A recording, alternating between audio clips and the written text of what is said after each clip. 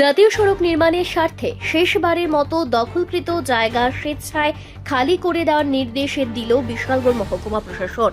বৃহস্পতিবার চড়িলাম বাজার এলাকায় প্রশাসনের পক্ষ থেকে দখলদারদের উদ্দেশ্যে এই চূড়ান্ত সতর্ক বার্তা দেওয়া হয়।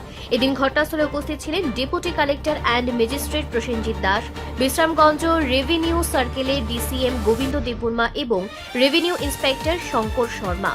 প্রশাসনের কর্মকর্তারা জানান, জাতীয় সড়ক নির্মাণের কাজে যাতে আর কোনো বাধা না আসে সেজন্য দখলকৃত জমি দ্রুত খালি করতে হবে। এটি শেষবারের মতো দেওয়া সতর্কবার্তা। নির্ধারিত সময়ের মধ্যে কেউ নিজ উদ্যোগে জায়গা খালি না করলে আইন অনুযায়ী উচ্ছেদ অভিযান চালানো হবে। প্রশাসনের এই ঘোষণার পর এলাকা জুড়ে ব্যাপক চাঞ্চল্যের সৃষ্টি হয়েছে।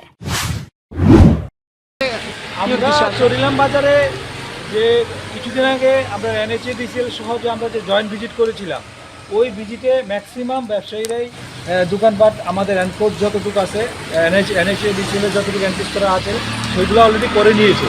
তো আজকে আমরা একটা ভিজিট করলাম যে কিছু কিছু জায়গা যারা সবগুলোই করছে, আমরা একটু তদুপরি দেখতে এসেছিলাম যে আমাদেরকে NHADCL বারবারই নোটিশ দিচ্ছে যে বিভিন্ন ব্যবসায়ীদেরকে তাদেরকে সবগুলো এনকোর্স ফ্রি করা আছে কিনা। তো এটাই আমরা একটা আবার রিভিজিট করলাম। আমাদের সঙ্গে RI এবং আমাদের DCM সবাই আমরা সবাই মিলে এবং বাজার কমিটির সেক্রেটারি প্রেসিডেন্ট সবাই আছে, তারা খুব স্বতঃস্ফূর্তভাবে সবাই এটা সরিয়ে নিয়েছে। তো যারা যারা করছে না তারাও এটা করছে, বৃষ্টির কারণে করতে পারছে না এবং ইমিডিয়েট এই 2-4 দিনের মধ্যে সবগুলো অলরেডি করা 90% হয়ে গেছে, আর 10% বাকি সবগুলো করে নেয়।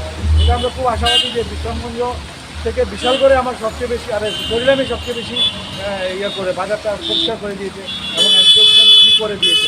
তারপরে বিশ্রামগঞ্জ করছে, পাশাপাশি বিশালগড় হবে, সবগুলোই করছে। আমরা গাইডলাইন অনুযায়ী করা হচ্ছে। Thank you sir. রিপোর্ট সংবাদ প্রতীক্ষা।